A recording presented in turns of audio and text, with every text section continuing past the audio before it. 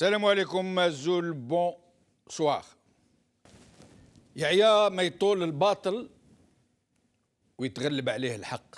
شوفوا هنا.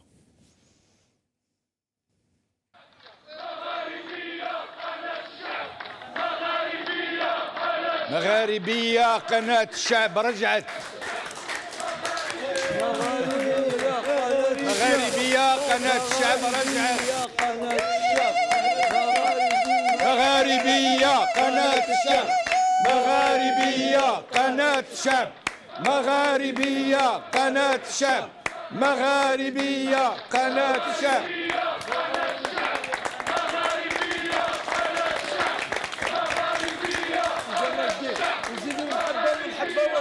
وحبة من حبة وكريهة من كريهة. وماذا بكم انتم في دياركم خوتنا وخواتاتنا اللي دايما معانا. هاي نعاودوها كل مع بعضنا. مغاربية قناة الشعب. ومغاربية قناة الشعب. مغاربية قناة الشعب.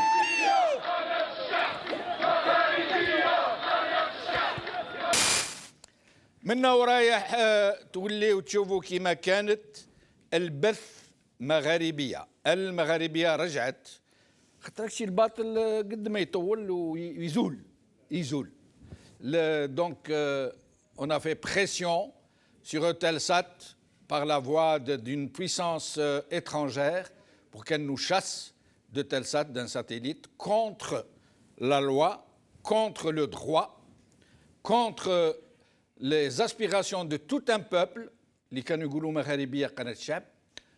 وقناة الشعب رجعت ولو حبة من حبة وكارهة من كارهة سي تبون وسي اللي قبلوا. C'est aujourd'hui comme par hasard la journée du shahid. يعني هذاك الحظ.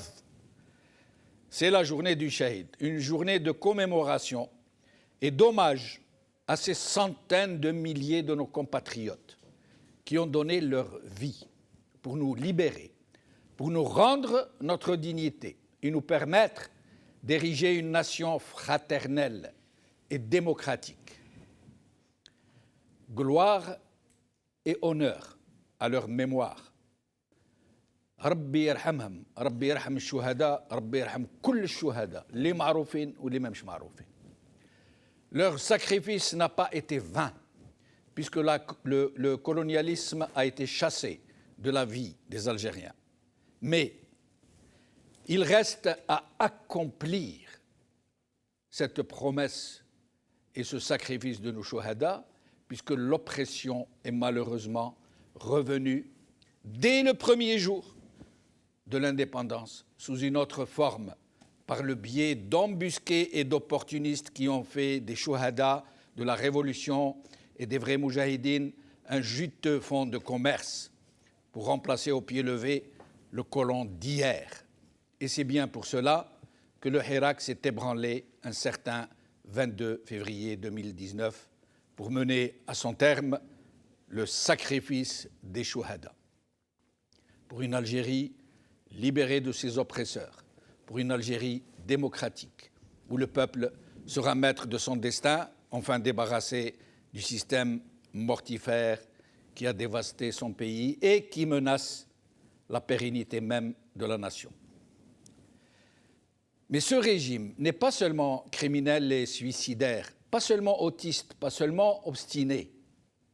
Il est surtout très incompétent, aussi bien dans sa gestion des affaires de l'État que dans sa communication sur le Hirak et le sécuritaire d'une manière générale, puisque le grand sursaut citoyen est perçu par lui et ses alliés naturels comme une menace directe contre sa propre survie. Un système tellement hermétique, tellement enfermé dans ses propres incohérences, qu'il ne parvient pas à rester à jour, tout simplement, avec les nouvelles données, avec les nouveaux paradigmes, et surtout avec cette massification des médias citoyens, ces réseaux sociaux qui permettent à tout un chacun d'avoir droit au chapitre, de commenter en temps réel, voire de contrer la désinformation, l'intox, la propagande. C'est pourquoi nous allons parler aujourd'hui de cet immense canular d'Abu Dahdah, Djurbib, que les médias inféodés au régime diffusent en boucle depuis hier. Toutes les radios, toutes les télés, tous les journaux du régime, sans arrêt. Nous allons en parler, je n'en dis pas plus, à tout de suite. Écoutez-moi, retournez chez vous. Qu'est-ce que vous voulez?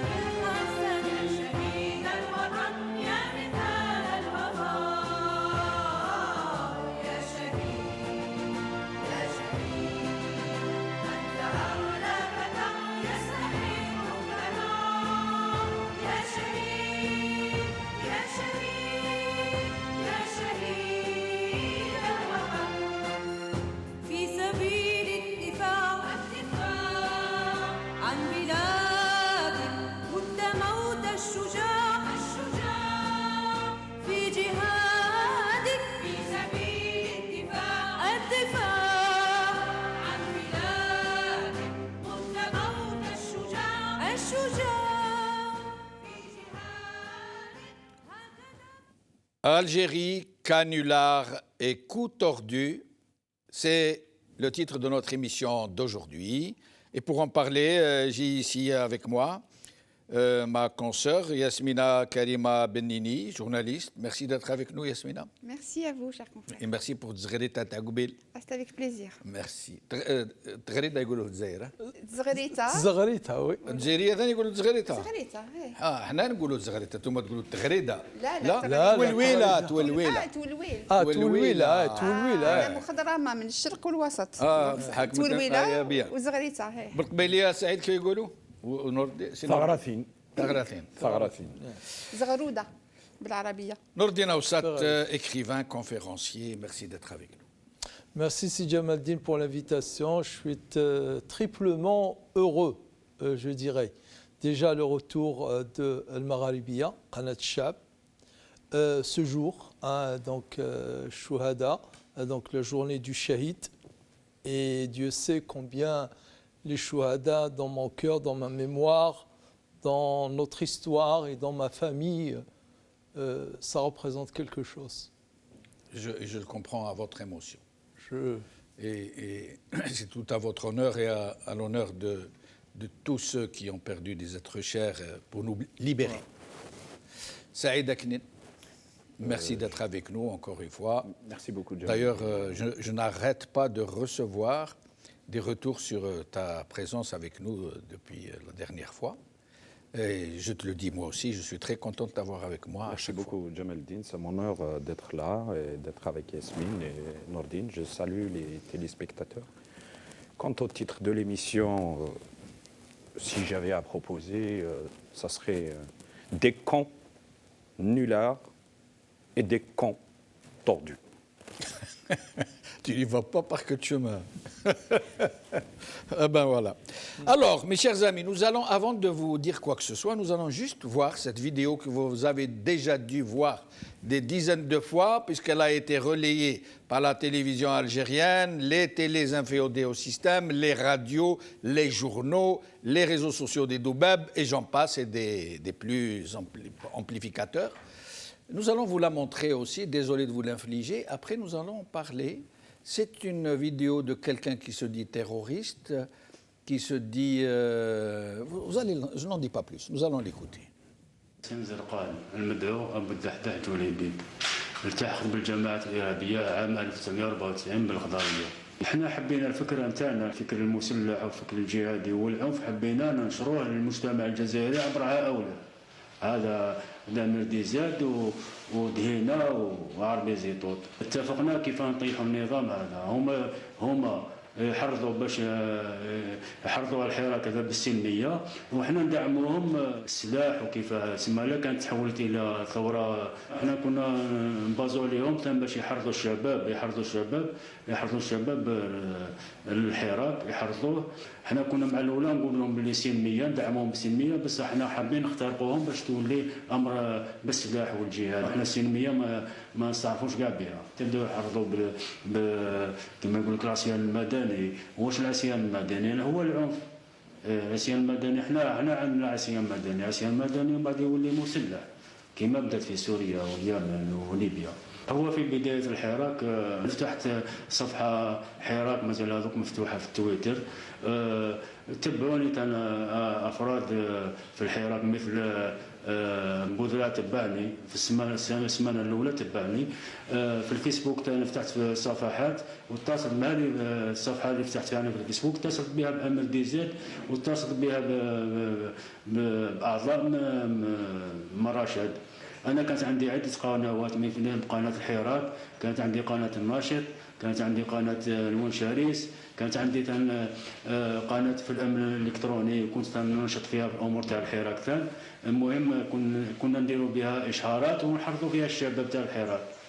انا قناه تاع الحراك كانت فيها حوالي قريب 2000 متابع. وفي التليجرام ما فيه متابع حاجه كبيره بالنسبه للفيسبوك. كما كلفونا هنا كلفوا افراد بينهم ابو عبد الله، بينهم حسين هريده المدعو ابو موسى كان فاتح قناه يسموها سراج الوهاج. احنا كان ماذا بينا نحكوا النقطه هذه. Alors, ce monsieur Hassan, je ne sais pas comment, Zarqaq ou Zarqoq, dit Abu Dahdah. Abu Dahdah, Djourbib. Là, il y a quelque chose à dire après. Oui, d'accord. Alors, c'est un des compagnons du prophète. Sallallahu alayhi wa sallam. Alors, et donc, il dit, d'ailleurs, nous allons voir une image. Nous allons la voir d'abord avant que je poursuive. L'image, quand il a été arrêté, monsieur, regardez. Là, il a été arrêté le 18 décembre 2020. Regardez, là, à genoux, entouré de soldats qui... en Kalachnikov, et à droite, c'est le même qui s'est retapé. Il a pris au moins 15 ou 20 kilos. Regardez la différence. Là, c'est le même. Arrêté, rappelez-vous bien, le 18 décembre 2020. Il y a pas 3 mois. Regardez la différence. Ça veut dire, c'est pour dire qu'il était comme un coq en patin. Il manquait de rien. Alors, donc, ce monsieur dit qu'il est un terroriste, qu'il a été arrêté, qu'il est monté au maquis en 1994. 1994. Il devait avoir 18 ans. Et que, donc, il a été arrêté et il a fait des révélations. Il était dans un complot avec Mourad Dehena, Amir Dezed, Zétot. Pourquoi ? Pour faire de Hirak la Syrie, la Libye, etc. C'est vous dire combien ces gens... On ne sait plus si ce sont eux les imbéciles ou s'ils nous prennent tous pour des crétins. Pour nous dire, Houma, il s'occupe du côté politique ou d'Aya, et nous, la violence, parce que nous, on ne croit pas à la Selmiya et tout. Alors, je vais poser des questions à mes invités, mais je commence à vous les poser vous. ce monsieur dit avoir 6 sites. Qanat qui me goulou. 6 sites. Nous en avons vu un parmi les 6. Il a 2000 abonnés. C'est un site qui est très bien tenu. Alors, il a 6 sites depuis le Djebel, dans le Maquis, alors que les gens, dans la capitale, à Alger, ils n'arrivent pas à visionner une vidéo YouTube. Lui, il a 6 sites.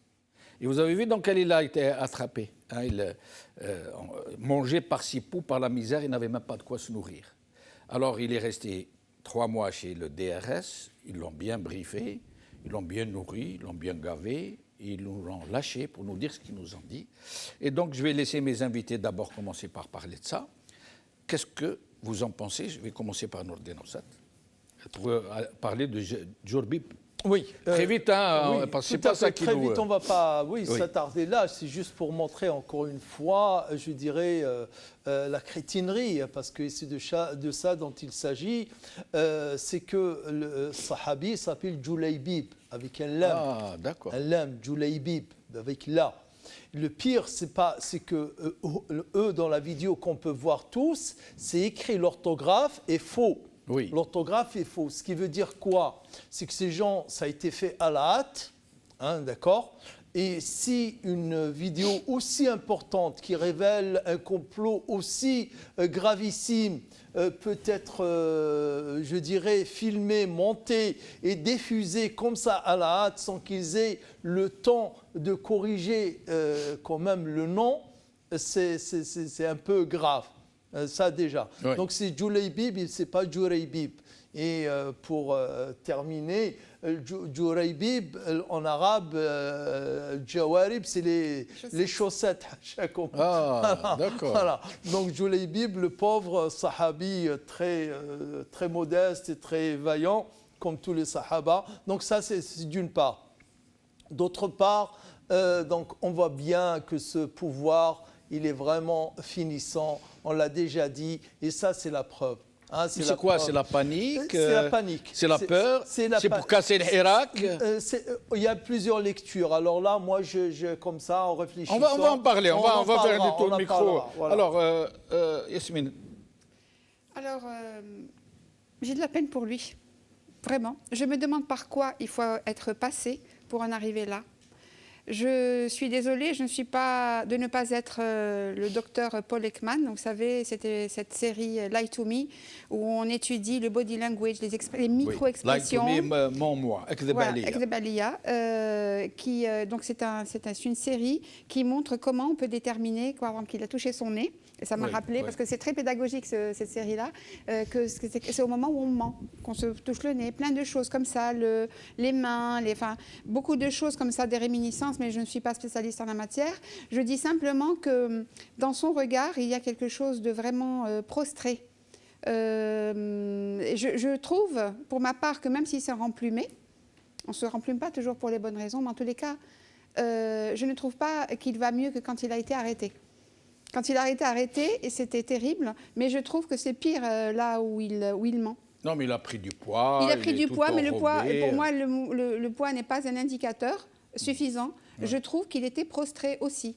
Il mentait, mais il était vraiment fermé. Ouais. Voilà. Donc il y a une position de fermeture, des expressions et tout ça. Et puis surtout, je me demande, pour en arriver là, à mentir comme ça sans être, parce qu'il est, comment dire, il est en dehors de ce qu'il dit, il est en dehors de lui-même, il est en dehors de ce qu'il raconte. Vous savez, malheureusement, avec Tsarihat Anqish, etc., là, on a une idée de ce qui se passe à grande échelle. De ce qu'on a dû lui faire subir. Ce qu'on a dû lui faire subir. Pour l'amener à faire de telles déclarations. Oui, mais en tous les cas, il n'habite pas ses paroles. C'est pas de la philosophie, il n'habite pas ses paroles. Il y a des gens qui vous regardent, qui essayent de vous convaincre, mais lui, il n'a pas l'air d'être là de son propre gré. Donc, il peut raconter tout ce qu'il veut. Juste autre chose, ce n'est pas un argument, les histoires de sites, etc. Pourquoi? Parce que, je ne vais citer aucun nom pour ne pas vous déplaire, mais il y a de grands cyberactivistes auxquels on a créé des clones de comptes, et pour capter justement ceux qui like, ceux qui les soutiennent, etc., et qui se retrouvent dans les geôles de la junte. Et là aussi, ça ne prouve absolument rien, malheureusement.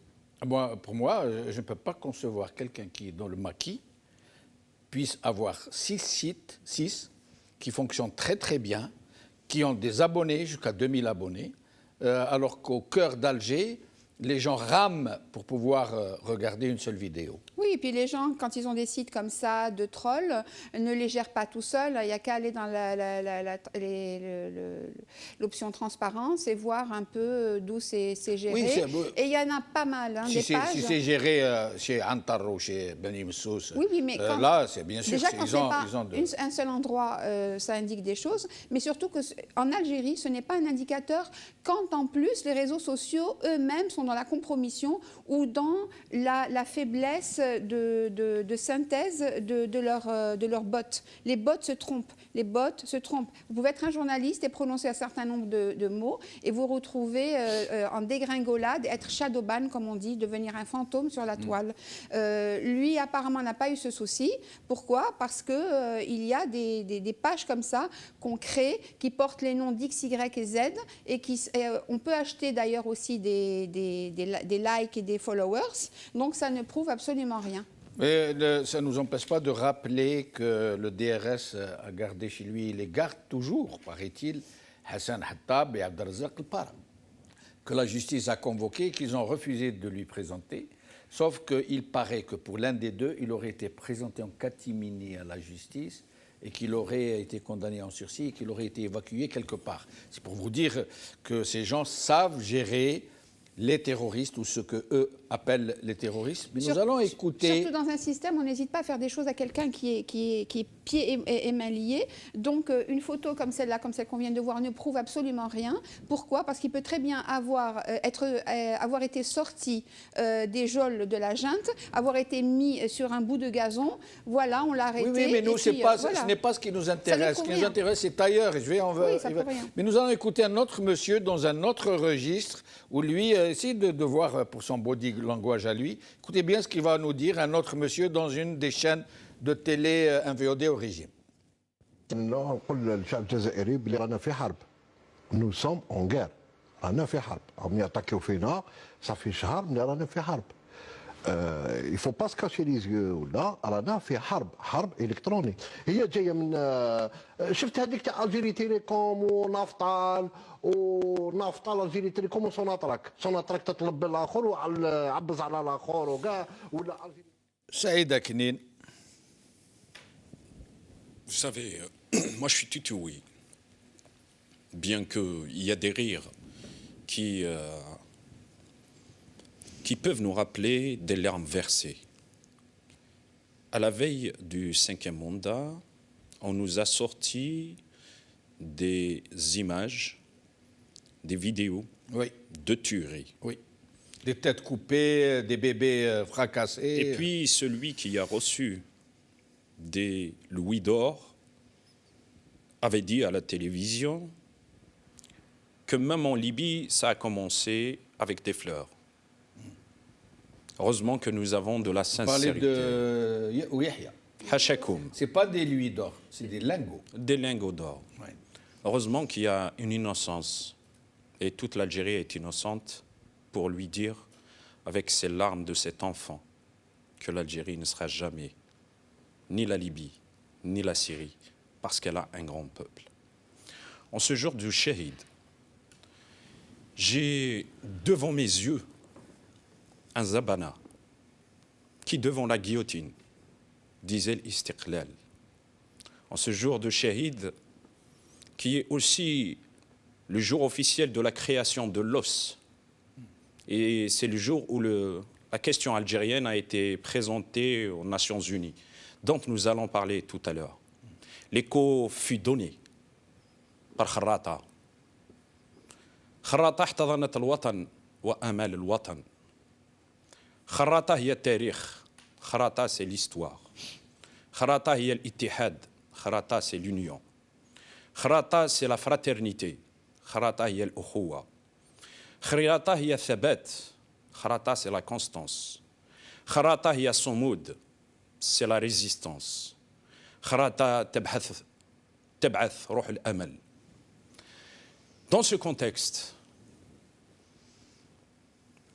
Al-Jazair notre grande Algérie, il vient de faire un attentat pour ôter à notre Silmia son sourire, à notre révolution son sourire, jouer sur les traumas d'une façon éhontée, vouloir passer dans un chat d'une aiguille, un bœuf.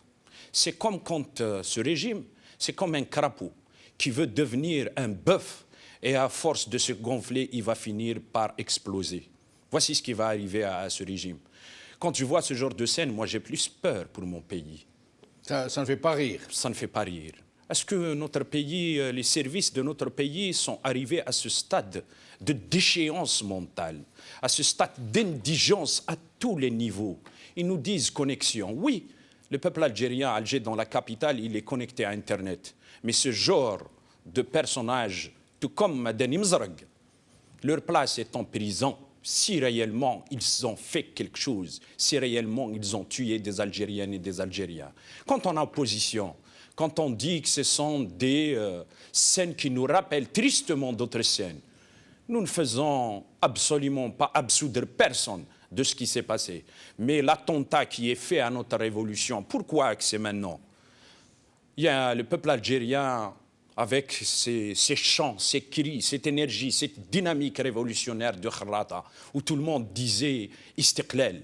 Mais à ce point, le Hirak leur fait peur pour les pousser à de telles extrémités. Mais ce n'est pas qu'ils ont peur. Peur, c'est un petit mot. Ils sont dans une mar'oubine. Ils sont terrorisés. C'est pire que cela. À tel point de chercher dans les eaux usées des méthodes qui sont complètement...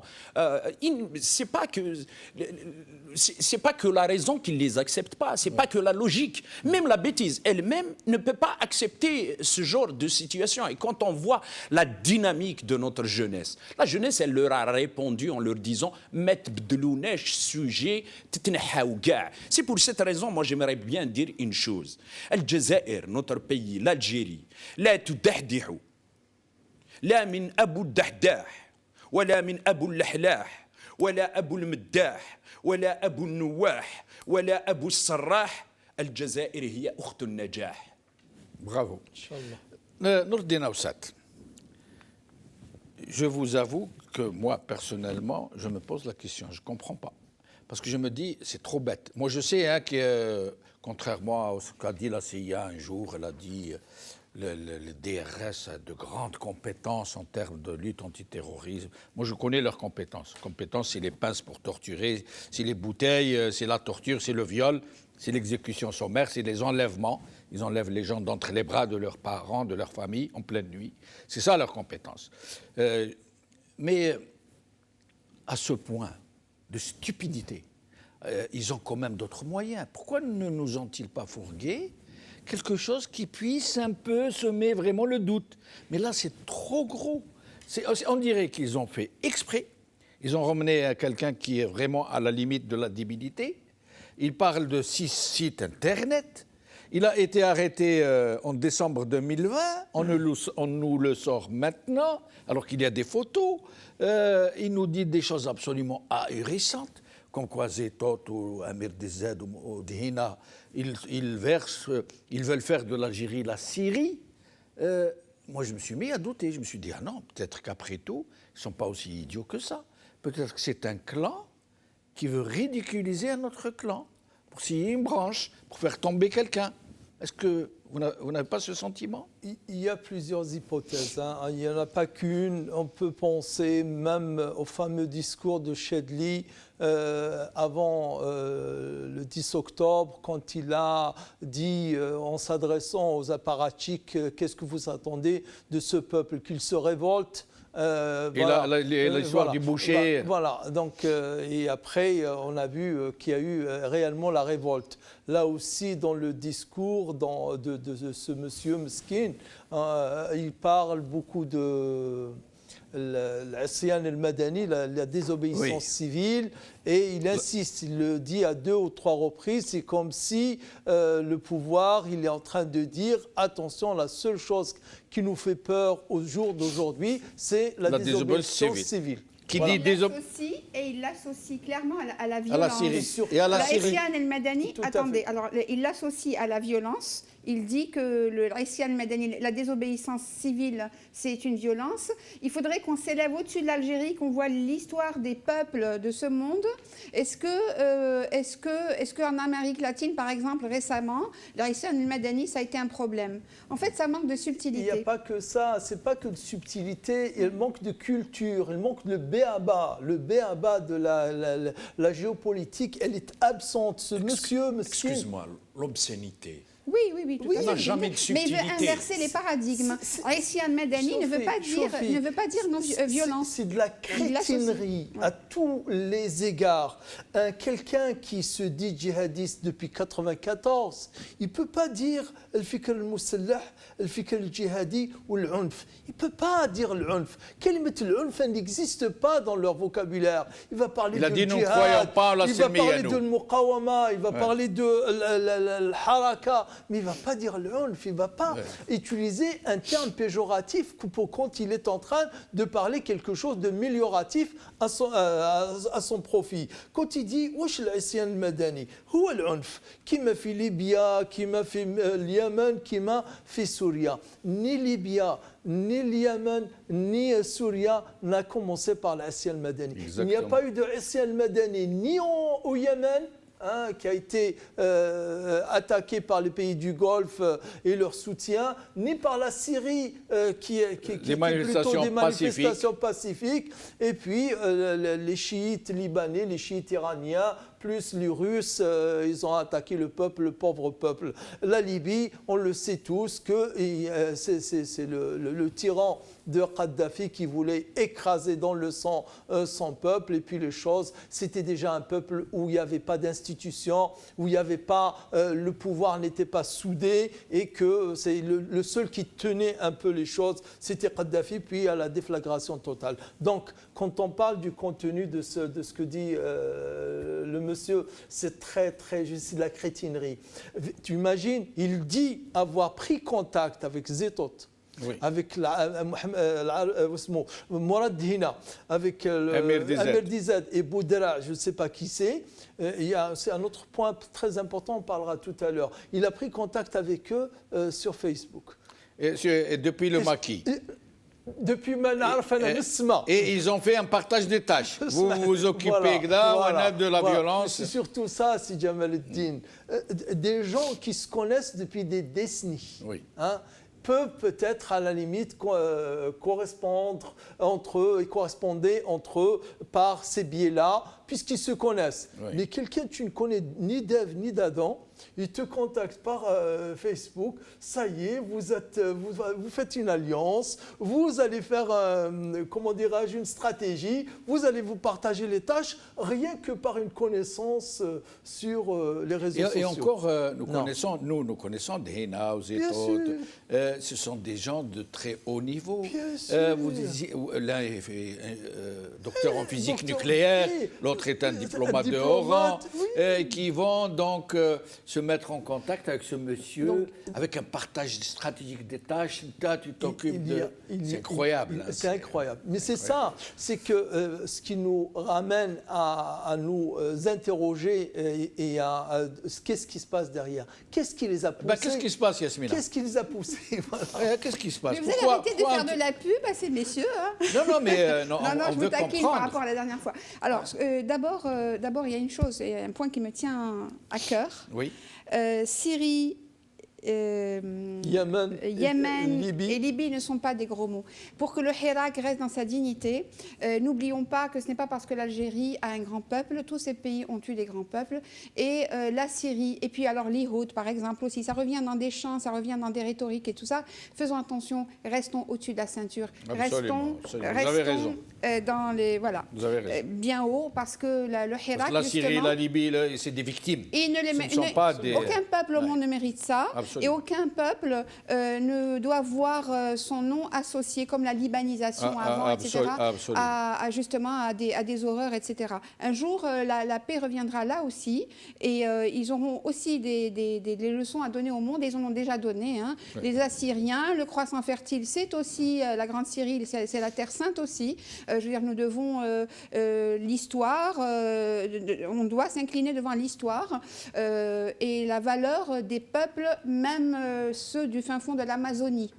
Alors pour en revenir justement à l'Amérique latine et à tous ces peuples qui ont fait leur révolution, partout il y a eu des gens qui sont sortis au nom d'une idéologie ou d'une religion face à l'oppression.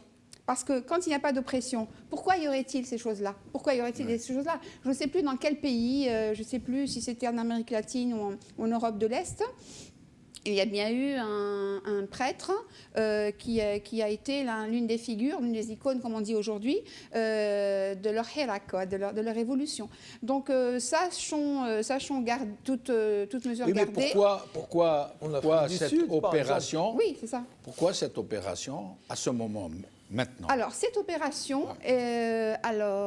doit venir très certainement à une peur diffuse, à des frictions entre les clans, et peut-être aussi à une peur plus chirurgicale. Peut-être qu'il y a quelque chose, le 22, ou peut-être des choses qui sont à paraître, qui sont à dire, je n'en sais rien. En tous les cas, le moment est bien choisi, c'est avant le 22. Et il y a donc, comme toujours, le bouloulou, hein, le répulsif, comment on appelle ça, le spectre, voilà, l'ogre, comment dire, l'épouvantail. Oui, mais il mépriserait... Non, ne me coupez pas, s'il vous plaît. Ah, mais si je vous coupe, je regrette. Non, continue. Pourquoi vous me demandez de ne pas vous couper, c'est mon rôle de vous couper. Bien sûr, mais je n'ai pas fini ma phrase. Allez-y, je vous coupe plus. N'en prenez pas ombrage. Ouais. Donc, ils agitent le bouloulou, c'est ce que je voulais dire, pile pour, en plus, lancer des mots. Des mots qui font peur, et que je ne voulais pas oublier, vous comprenez, des mots qui font peur, justement. Haïtian Madani, l'associer par matraquage, et il va y avoir du matraquage.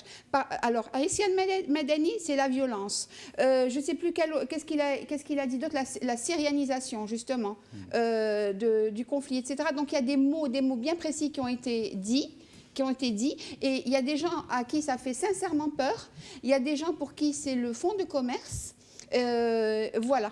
Oui, mais Saïd, est-ce qu'il méprise les gens à ce point pour croire qu'un tel bobard, un tel canular peut empêcher... parce que je sais quel est le cœur de cible de ce genre. Ce sont les populations de l'arrière-pays, du pays profond. Ils ont envie que seule la Kabylie sorte, que seul Alger sort s'ils ne font pas un blocus total sur Alger. Ils ont peur surtout que Khenchela sorte, que Thiert sorte, que Tissemsilt sorte, que Beskara sorte, que Constantine sorte. Et ils méprisent tellement ces populations, ils méprisent tellement nos compatriotes du pays de l'intérieur, qu'ils leur ont concocté quelque chose comme ça. Ils ont dit, bon, oui, mais les gens ils vont tout avaler, envoie-lui. Hein. Nous, on sait que les Kabyles ne vont pas avaler ça, que les Algérois ne vont pas avaler ça, que les Oranais ne vont pas avaler ça, mais ce n'est pas ce qui nous importe. Nous, c'est les populations de l'arrière-pays. Parce que si elles sortent, ces populations, ce sera le grand tournant du Hirak. Est-ce que ce ne serait pas ça par hasard? Jamaldin, il y a une succession d'événements. Une succession d'événements. J'avais commencé tout à l'heure par cette déclaration d'Yahya Hachakoum avant qu'ils soient incarcérés.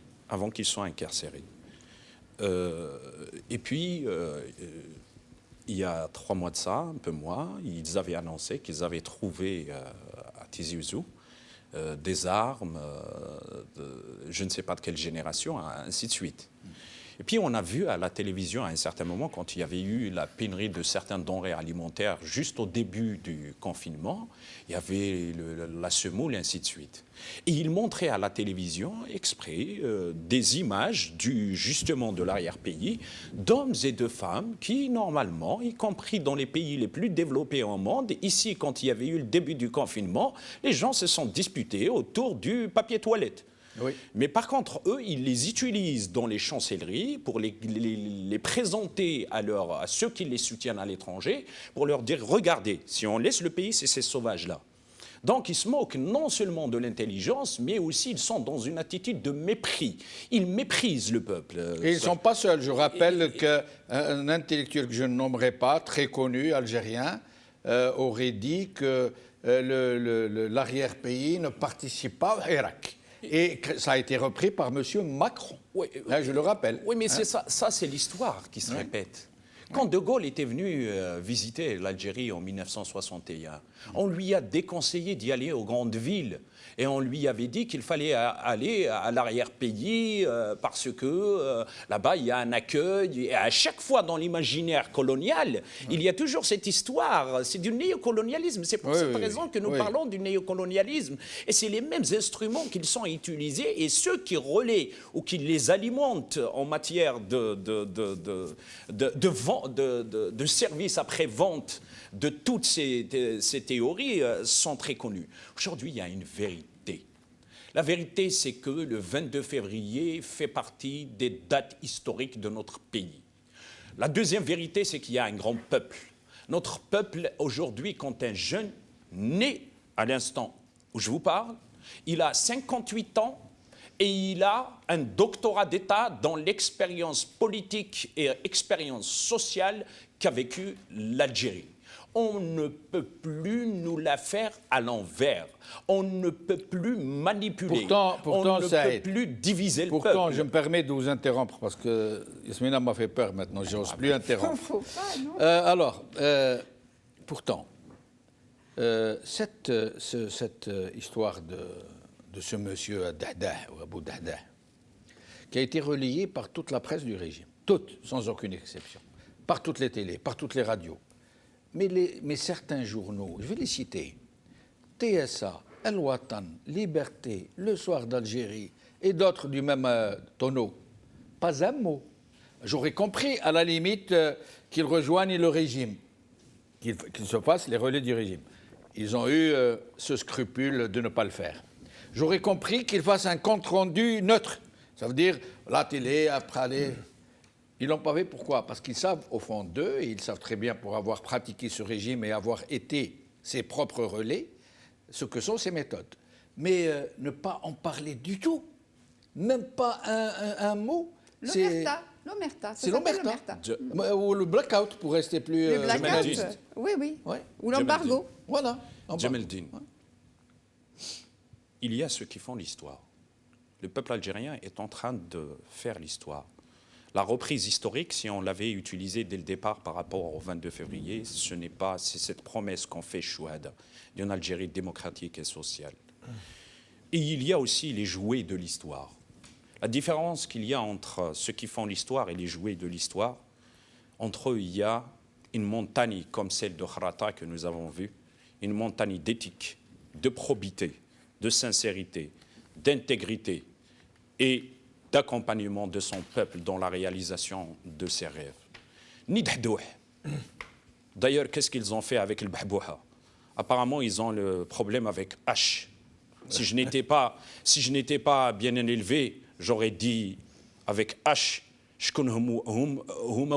H. On verra est-ce que c'est le peuple algérien qui se bat avec dignité, qui est là, qui est sorti le 22 février avec l'une des meilleures façons dans le monde, allant jusqu'à être admiré de par le monde, la Silmia. Ils veulent faire un attentat à la Silmia, tout en jouant sur un certain nombre de choses qui se sont passées dans notre société. Les traumatismes. Et comme les traumatismes, il n'y a pas de vérité, il n'y a pas de justice, ils veulent engager, encore une fois, avec une manipulation très sophistiquée, nous faire rire pour nous rappeler les larmes. Et aujourd'hui, le peuple algérien, il est dans le sourire de la Silmia. Parlons-en du 22 et de ce tsunami qu'on va voir dans toute l'Algérie. Nous allons parler. Quant aux deux collèges, depuis toujours... Deux collèges de citoyens. Oui, Le pays de la façade et le pays de Mais l'arrière-boutique. tout le pays, le peuple algérien, il le méprise. On voit une certaine élitocratie, comment qu'elle parle du peuple. Ils connaissent pas, ils savent Ouais. pas. Ils mahomch marbien, rachi. Il y a même un qui, aujourd'hui, il est dans les couloirs de l'Mouradia et du club des Lapins, qui, à un certain moment, il a dit, peuplade. Il y en a d'autres qui, à un certain moment, ont couru pour avoir des strapontins. Aujourd'hui, ils disent que l'armée est la ligne rouge. Ligne rouge. Non, nous avons appris, et Ahmed l'avait dit à plusieurs reprises, il y a deux lignes rouges. L'Algérie et le peuple algérien. Ayez dans la décence de vous taire, et si vous avez à vendre, le peuple algérien n'est ni à vendre ni à hypothéquer.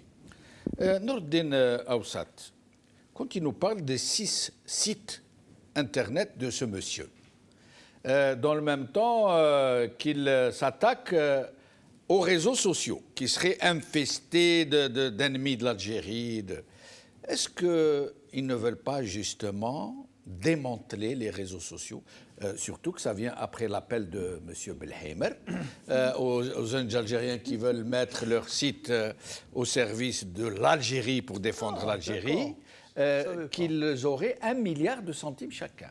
Oui, oui, il a dit. Et il a pris pour prétexte le Maroc. Il a dit le Maroc a instrumenté contre l'Algérie 450 sites pour nous attaquer. Nous, nous n'avons qu'une trentaine. Ça veut On dire avait de l'avance, hein.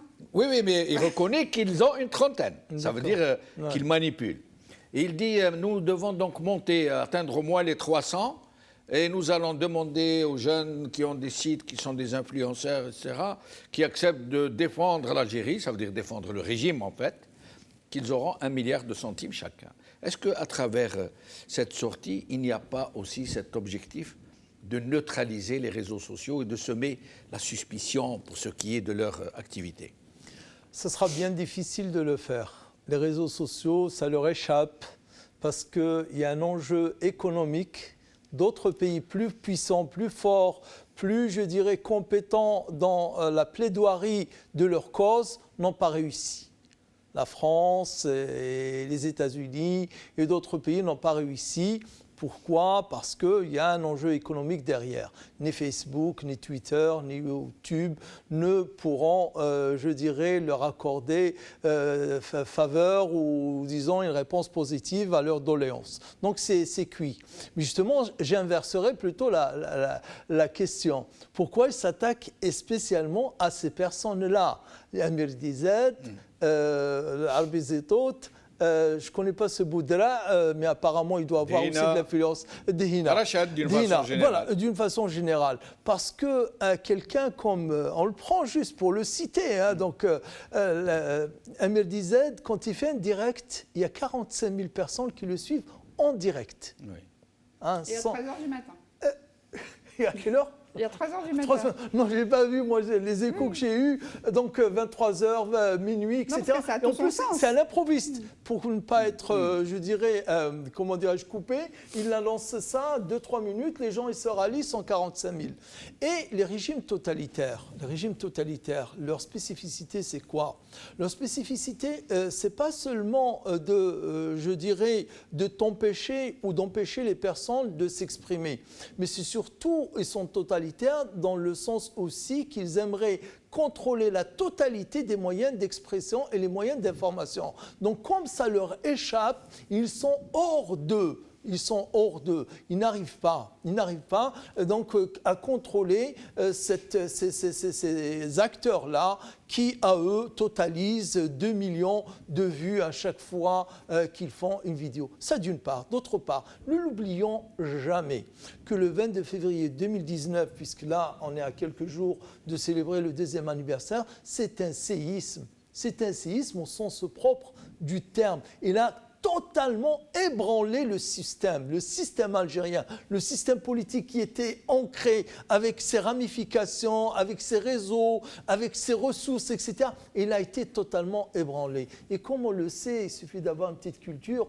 un séisme, quand il se produit, il y a des répliques qui viennent derrière. Et ces répliques-là peuvent parfois avoir une puissance plus importante que le séisme précédent. Et c'est pour cette raison que là, qu'est-ce qui s'est passé certainement à quelques heures, parce qu'apparemment demain, Tebboune, il va faire un... Aujourd'hui. Ce soir. Dans 20 minutes. Ah d'accord, dans 20 minutes, Ouais. voilà. Donc voilà. Et donc c'est un peu ça. À la hâte, allez, on fait une vidéo pour faire peur. Et demain, aujourd'hui, l'Arba'a, نخوفوا الناس ونهار الخميس on va les Mais calmer. c'est Nordin, est-ce que vous...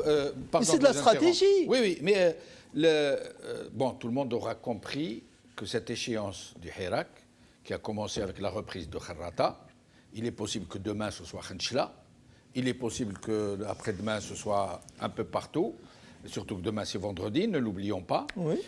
et que le 21 ce sera Paris, Tout à fait. qui menace, c'est pas le mot indiqué qui menace, qui promet une marche Inch'Allah, massive. oui. Et le 22, ce sera toute l'Algérie. Donc tout le monde aura compris que ce Dahdoh ou Dahdah ou je sais pas quoi, l'objectif c'est le Hirak. Mais d'après vous, est-ce que tous les Algériens, de façon égale, sont conscients qu'à partir d'aujourd'hui et jusqu'au 22, le destin de l'Algérie, donc de l'Algérien, des enfants de nos enfants, va se jouer maintenant? Est-ce que nous sommes aussi conscients que les services qui sont en train de manipuler? Oui, les services, eux, parce qu'ils le savent, c'est eux qui tiennent le pouvoir. Donc ils savent bien que ce pouvoir-là ne tient plus qu'à, je dirais, quelques centimètres. La corde, elle est bien usée, elle est finie. Mais le peuple, c'est vrai, malheureusement, c'est toujours le point fort du pouvoir, c'est qu'il a toujours à son service ces relais-là qui dissuadent, qui démoralisent. Et ça fait partie de la stratégie. On en a parlé combien de fois? La fameuse stratégie des 3D. La stratégie des 3D, c'est quoi? C'est ce qu'on appelle la stratégie de la peur. Gouverner, c'est faire peur et rassurer. Pourquoi 3D? Je vais l'expliquer. Gouverner, c'est faire peur et rassurer. On fait peur d'abord et ensuite on vient rassurer. Les 3D, c'est premièrement démoraliser, casser le moral, et ça a été fait. Le tapis rouge de Nazar en fait partie. La libération de Tartag et de Toufir, ça fait partie. Ils ne sont pas au pouvoir, mais juste pour démoraliser. Faire diversion et diviser. Diviser, Et oui, diviser. tout à Les fait. 3D. C'est C'est la vrai. stratégie des Ils y 3D. sont. C'est ce qu'ils sont en train d'utiliser là. Et avec, on est à mi-chemin entre le rôle coercitif de l'État, qui Oui. est légitime. D'ailleurs, c'est la raison de l'État. La violence bon légale. Oui, c'est celui qui applique les lois, etc. Le pouvoir de coercition. Oui. Et puis, en même temps, on est en plein théorique du choc. Je veux dire, les 3D, ils se placent au centre de la théorie du choc.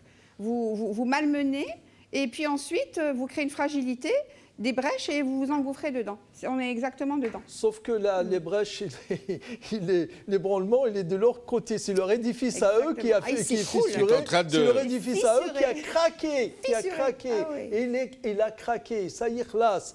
Écoute, si Jamaldine, on fera une fois une émission sur cela. Je suis en train de lire ce livre. Transition démocratique. Les transitions démocratiques, 9 présidents de 9 pays qui ont connu des transitions, qui témoignent, voilà, on en fera de ça. Et je rassure le peuple algérien, ya Sha'ab, je vous rassure, ce que disent les théoriciens des transitions, c'est ce que nous vivons. Ils le disent parmi les règles, c'est-à-dire c'est 9 expériences, 30 années. 9 chefs d'État qui 9 chefs s'expriment. d'État qui s'expriment ici sur leur expérience. Ces 9 chefs d'État, ils n'y sont plus. D'Afrique du Sud, du Brésil, de la Chili, d'Espagne, de la Pologne, des pays. À peu près l'envergure de Tebboune.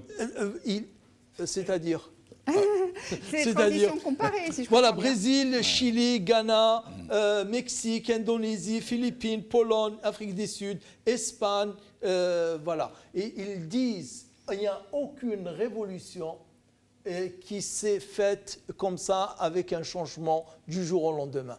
Il y a eu toujours un temps, il y a eu toujours un processus, ça freine, ça accélère, parfois même ça fait des zigzags, mais ça finit toujours par avoir. On est sur ce processus-là, il nous reste juste les 4 défis dont il parle pour faire la transition à assurer, et c'est pour cela que le peuple algérien, moi je dirais, je l'invite, comme je m'invite moi-même, à ne plus parler de ce pouvoir, si ce n'est comment le mettre de côté et passer à la nouvelle Algérie, à la transition. D'autant que notre peuple maghrébin a quand même donné à ce monde le premier sociologue, Ibn Khaldoun, et qui, mieux que nous, doit comprendre ces histoires de cycles, de cet être vivant que sont les sociétés et qu'est le monde. Tout à fait. Donc, c'est le pétard mouillé d'hier, pour juste rebondir sur ce qu'a dit. Alors, avant si vous permettez, sur la page Facebook où j'annonce généralement les émissions, quelques réactions.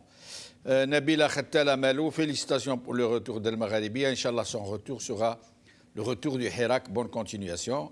Kamel Bouchelkia, Magharibi revient, la vérité vaincra toujours. Moi, Zarrouk Ben Mokhtar, moi, je peux vous répondre par la fable de La Fontaine, la grenouille qui veut se faire aussi grosse que le bœuf, elle finit par éclater, ce qui va arriver à ce régime. Il va finir par se disloquer, le mouvement populaire prendra le dessus. Le régime dictatorial vient encore une fois de démontrer son incompétence, sa faiblesse de la gestion politique du pays. Kamel Bouchelkia, Nouara Bent Mabrouk, Sultana Khalfaoui, bonsoir ainsi que tous vos invités et collègues. Je tiens à vous dire qu'avec beaucoup d'émotion, j'ai applaudi et crié le Magharibi à Qanat Chab. Que Dieu vous bénisse tous, Inch'Allah. Maintenant, je pleure en écoutant un hymne national. Jamel Tari, pas de problème, mais nous sommes face à notre téléviseur. Didi Noureb, chez moi, en même temps que toute l'équipe, j'ai escompté El Magharibi à Qanat Chab avec beaucoup d'émotion. Merci à vous tous. Bayameg, ok, nous sommes sur des charbons ardents. Bark ou Kacha, un rendez-vous m'dahdah. Didi Noureb, le régime est comme une, je ne sais pas la suite. Hassina Akr, Youyou en kabyle, c'est Assilé ou Assib Chino. Aslilou. Asloulou. Hamza Amrouche, Dahdouh, si c'est vrai, est un terroriste. Sa place est en prison, pas dans tous les médias. Rani Othman, si Jamal Azoul demande de Saïd si son messenger ne marche plus, puisque je l'ai perdu, etc., etc. Et on a plein comme ça. Vous voulez commenter? Allez-y. Juste pour dire aussi que Dahdouh, c'est mignon, normalement. Oui. Ça, lui, c'est Dahdah. C'est-à-dire, c'est Dahdah, oui, ou Dahdouh, parce que c'est une grosse Dahdouh. Dahdah, c'est-à-dire potelé. Potelé, voilà, ce qu'il a vite été. Bon. Alors, bref, ce que je voulais dire, pour rebondir sur deux choses. J'ai une question à vous poser. L'une par Saïd et l'autre, si Saïd et l'autre, si Aoussat, c'est que les Algériens sont quand même réveillés avec une grosse gueule de bois. C'est-à-dire qu'aujourd'hui, c'est vrai qu'on a perdu un peu l'envie d'en rire. Mais hier, c'était le... Hier, alors pour reprendre juste la métaphore du séisme, nous qui sommes sur une faille et qui en sommes des habitués, il n'y a pas eu un séisme, il y en a eu au moins 2. Donc ça a été le séisme. D'abord, c'est la sortie, Ajij, l'Akhrata, etc. Et puis ça a été quand même sur une certaine période là, parce qu'on commençait à se demander comment ça allait se passer l'après-Covid. Et donc ça, déjà, ça a été un grand séisme pour le pouvoir, parce que ça a quand même été un séisme dans la mesure où ça a été plébiscité. Ça a été plébiscité par une grande partie de la population algérienne. Et puis le deuxième, ça a été donc cette Dahdouh d'hier, parce que ça a été, quelqu'un a commenté ça comme ça, je crois que c'était M. Bounouar qui a dit grand fou rire national, 9 de magnitude sur l'échelle de Richter. Moi j'ai trouvé ça très marrant. Il avait fait, enfin il a montré une carte de l'Algérie avec des émoticônes, et donc ça a été ce que les jeunes appellent un mème. C'est crouton. Tu l'as partagé. C'est crouton. Oui. Alors, en Algérie, avec plein de mèmes en train de se marrer. C'est crouton, non pas au sens de l'âge, mais Chaban, s'il est là, j'aimerais bien qu'on nous la passe, celle de l'Algérie, avec des mèmes en train de s'éclater la rate. Ouais. Donc, ces crotons, pas au sens de l'âge, mais au sens de la sclérose. C'est-à-dire, ils seraient sortis hier du ventre de leur mère, qui seraient quand même sclérosés, parce que c'est une façon d'être. Ils sont complètement dépassés. Ils peuvent vouloir récupérer les jeunes avec ces 420 sites dont vous parliez, 420 ou je ne sais pas plus, pour contrer la main étrangère dans laquelle moi je crois, mais pas que. Voilà. La main la plus vilaine, c'est quand même la leur. Parce que sinon, c'est eux qui nous ont fragilisés. Mais en tous les cas, ce grand rire national a été ce qu'on appelle une respiration. Et les respirations, c'est bon. Donc, je ne suis pas d'accord pour qu'on dise non, il ne faut pas en rire. On en a ri hier parce que c'était choquant, parce que c'était cousu de fil blanc, parce que ça ne méritait que cette condescendance populaire nationale. On en a tous ri. Vous savez, quand j'ai partagé ça, et il y a eu même des éradicateurs qui m'ont dit mais qu'est-ce qu'on a raté, et ils en ont ri eux-mêmes. Même si ce matin, ils ont rebondi en étant égaux à eux-mêmes. Mais en tous les cas, gueule de bois ce matin. Horreur, parce qu'on voit qu'il n'y a pas de rédemption pour eux. Il n'y a pas, ce ne sera jamais une junte, repentie. Il n'y aura pas. Alors, nous allons revoir cette image. Qui est-ce qui peut me la lire? إن هذا إرهابي. كيف سأقنع أحفادي أن هذا إرهابي عنده 27 سنة في الجبل وهذا مغني عالمي من أجمل الأصوات في تاريخ الموسيقى الجزائرية والعالمية. كي l'autre المغني؟ شاب مامي. شاب مامي. شوف شاب مامي كيفاش عامل مسكين. Alors que Cheb Mami, il est dans les hôtels de luxe, il a maigri, et l'autre qui est dans le Djebel, il est devenu mdahdah. Enfin, Saïd, j'ai une question à poser, j'aimerais qu'on fasse avec le dernier tour de micro, mais je vous laisse d'abord vous exprimer. En fait, il y a deux temps. Oui. Il y a le temps de la vérité, c'est le temps du peuple. Il y a le temps du mensonge, du ridicule, qui est le temps du système. Le temps de la vérité, il est temps d'ailleurs de remettre à l'heure les pendules de l'histoire. Accepter cette fixation comme forme de manipulation du système pour nous imposer une certaine forme de verticalisation. La dépossession du peuple de sa révolution et l'orienter vers ça, c'est ce qui est dessiné à travers cette manipulation sophistiquée. Et enfin, parce que derrière le rire, après, il y a des questions qui vont se poser. Évidemment. Je les vois, je les entends. Et par conséquent, encore une fois, nous imposer des interlocuteurs. Pourquoi? Parce que ce système veut disqualifier avant même que le peuple ne qualifie. Et le peuple de Kharataï lui a répondu, un seul héros, le peuple. C'est qu'aujourd'hui, le temps de la vérité du peuple, c'est qu'il y a une rupture radicale entre le peuple et le système. La deuxième rupture, la deuxième vérité, c'est que le peuple a choisi le chemin de la transition, la dissolution de la police politique. جزائر حرة ديمقراطية يتنحاو كاع بلادنا والدولة بلادنا مدنية ماشي عسكرية. Le temps de la vérité, c'est ce processus de sécularisation que nous avons vu dans la société algérienne. Le temps de la vérité, c'est que le peuple algérien n'a pas besoin de tuteurs. Le temps de la vérité, c'est cette silmia. Sortir le pays de ce chaos dont on veut nous mener. Quand j'ai vu cette vidéo, j'ai peur pour l'Algérie. Seul qui peut sauver aujourd'hui l'Algérie, c'est le peuple algérien. Parce que si le mukhabarat, parce que chacun a sa connexion. Moi, ma connexion, c'est Internet. Certains, leur connexion, c'est le mukhabarat et le boulis siyasi. Donc, la connexion. Si le mukhabarat, qui sont censés avoir de l'intelligence, faire face à des attaques extérieures, à l'intelligence artificielle, sont réduits à tel niveau, à tel niveau. Comment qu'ils vont protéger le pays? Comment qu'ils vont être une force qui va protéger le pays qu'on nous dit? Et c'est une réalité. Il y a des dangers partout. Comment qu'ils vont faire face pour justement faire face aux dangers à venir?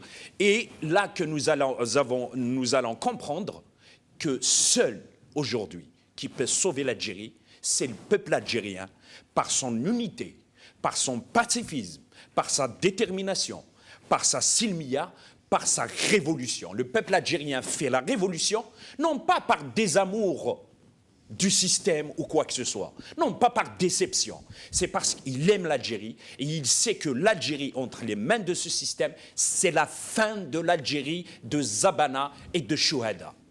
Alors, dernier tour de micro, peut-être pour tendre la perche à ce régime, parce que ce régime, qu'on le veuille ou non, y compris la junte, l'oligarchie militaire, y compris tous ces gens qui gravitent, les alliés naturels du régime, après tout c'est leur pays aussi. C'est un peu comme le Titanic, hein. S'ils coulent et qu'ils sont dedans, ils couleront avec.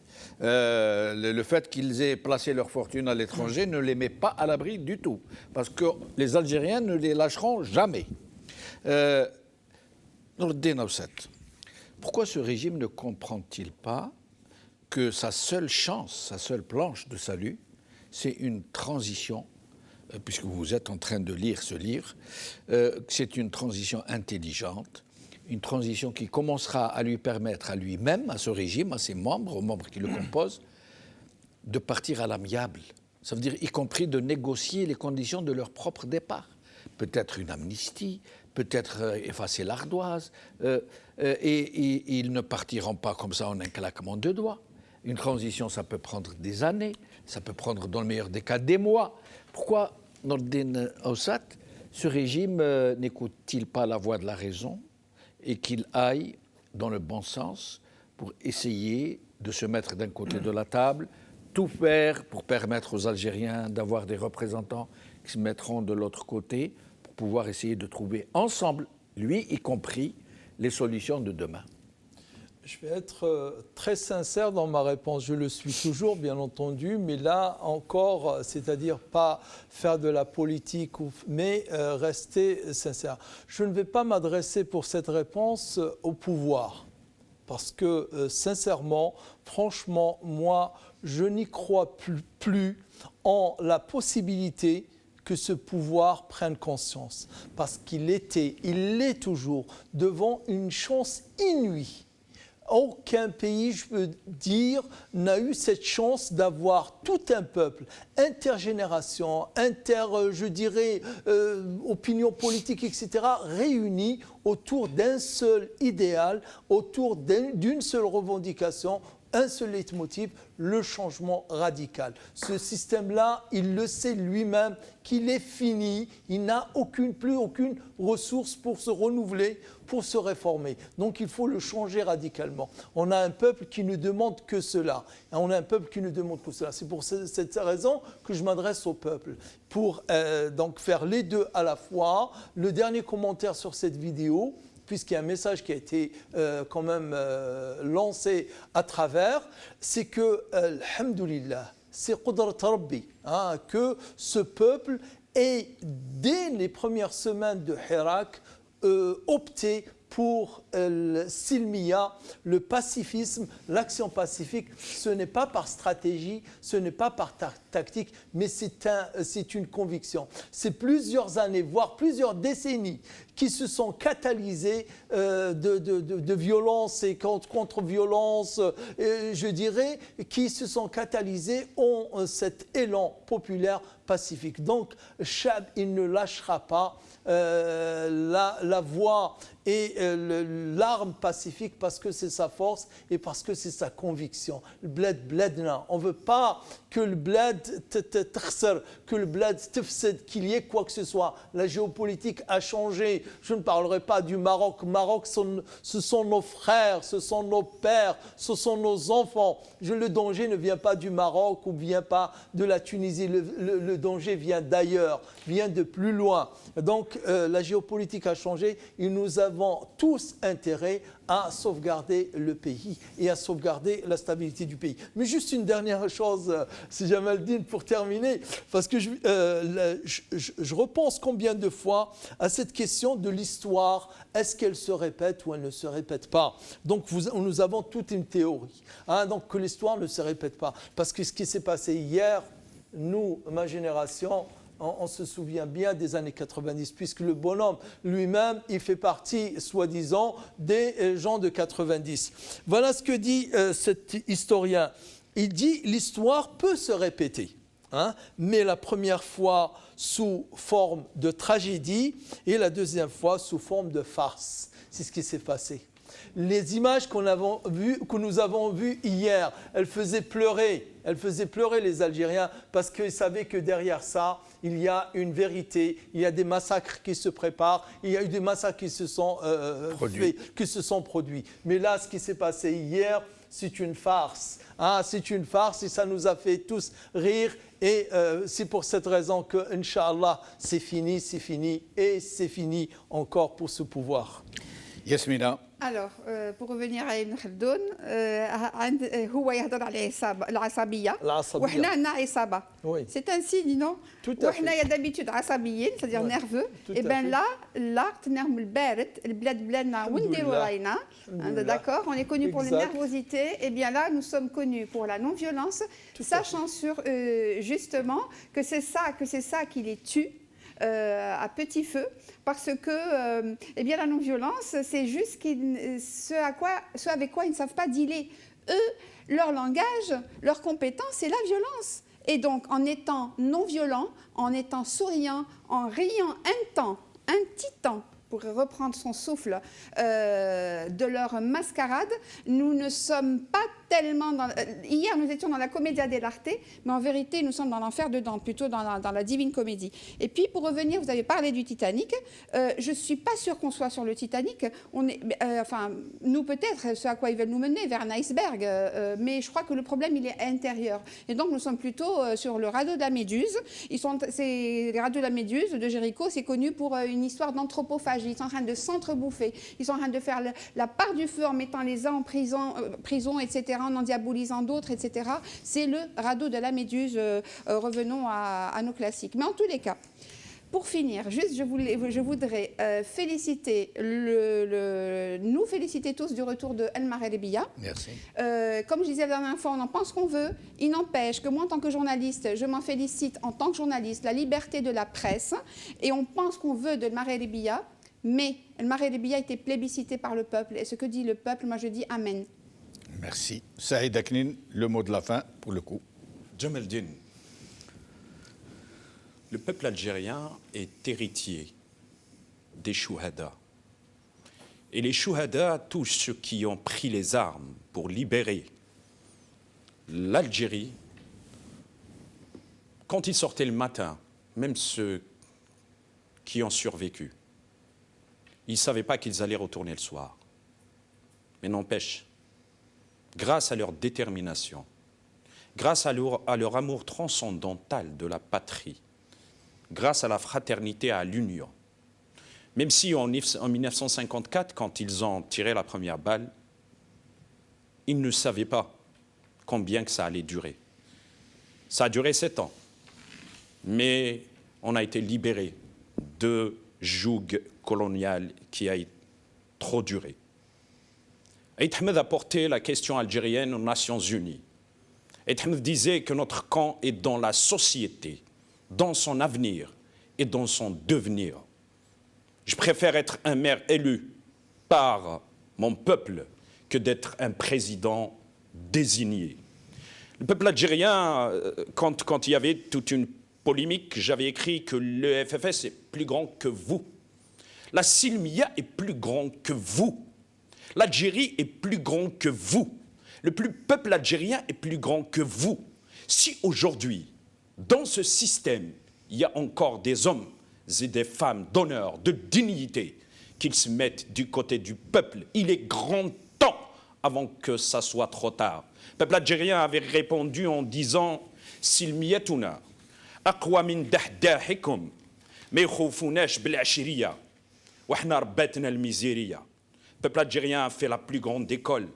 Son incarnation, ce jeune Tedjedith, qui prend une photo au milieu de livres en écrivant une phrase de Che Guevara en disant « Un peuple qui lit, c'est un peuple qui ne sera jamais vaincu. » Le peuple algérien, il ne sera jamais vaincu. Saïda Knin, merci. Nordin Aoussat, merci. Yasmina Karima Benini, merci. Merci à vous, chers amis. Merci de nous avoir accompagnés. Et nous, Al Magharibiya, nous ne cesserons jamais de vous accompagner. Khawala khair, bislama.